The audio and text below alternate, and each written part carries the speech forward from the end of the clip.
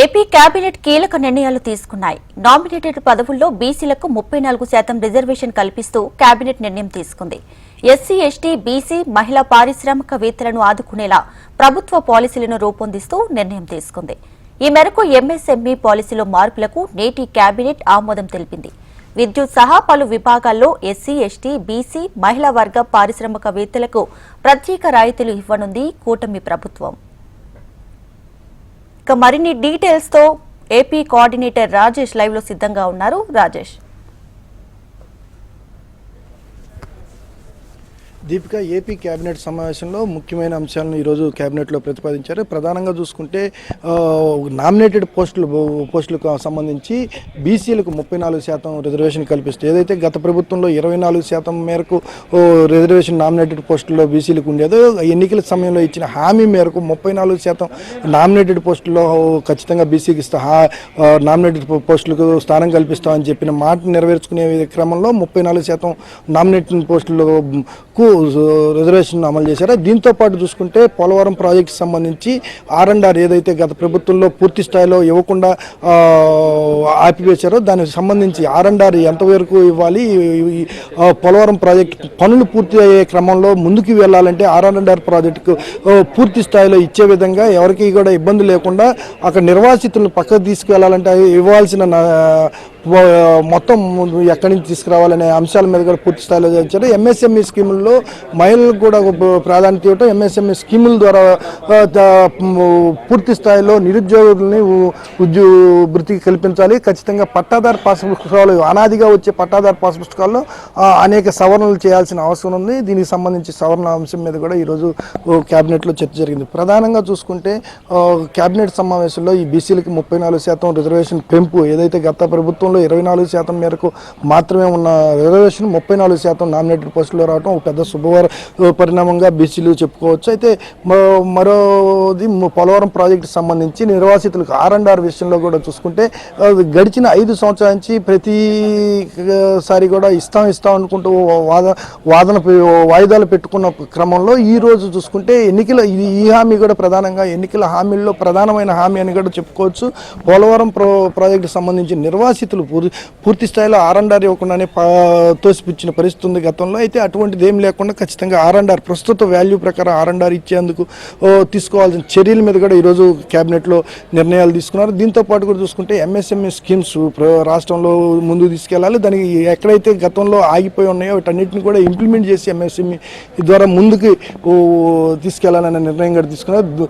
రాష్ట్ర వ్యాప్తంగా అనేక అభివృద్ధి కార్యక్రమాలకు సంబంధించిన ప్రధానమైన సమస్యలు గతంలో నుంచి పూర్తిగా వెనుకబడింది, ఆగిపోయిన అంశాలు ఏవైతే ఉన్నాయో వీటన్నిటిని కూడా పూర్తిగా ఈరోజు క్యాబినెట్లో చర్చ జరిగింది. దీంతోపాటు విశాఖ గాజువాకలో చూసుకుంటే ప్రధానంగా 1000 చదరపు అడుగుల వరకు క్రమబద్ధీకరణ చేసే విధంగా ఏదైతే నిర్మాణాలు చేపట్టుకున్నారో వాళ్ళకి బీఫామ్లు ఇవన్నీ లేనప్పుడు వాటికి కూడా క్రమబద్ధీకరణ చేసే విధంగా ఈరోజు క్యాబినెట్లో చర్చ జరిగింది. అయితే వీటన్నిటి మీద కీలకంగా కూడా ఈరోజు క్యాబినెట్లో రాష్ట్రంలో ఉన్న పలు ప్రాంతాలకు సంబంధించిన అంశాలు, కీలకమైన అంశాలు ఏవైతే ఉన్నాయో ఈ అంశాలన్నిటి మీద కూడా పూర్తి స్థాయిలో చర్చ జరిగింది. మరొక 2 గంటల పాటు ఈ కేబినెట్ సమావేశం జరుగుతుంది. ఈ 2 గంటల్లో మరికొన్ని ఇంపార్టెంట్ ఇష్యూస్ ఏవైతే రాష్ట్రంలో ఉన్నాయో వీటన్నిటి మీద కూడా సమగ్రంగా చర్చించే అవకాశం కనపడుతుంది.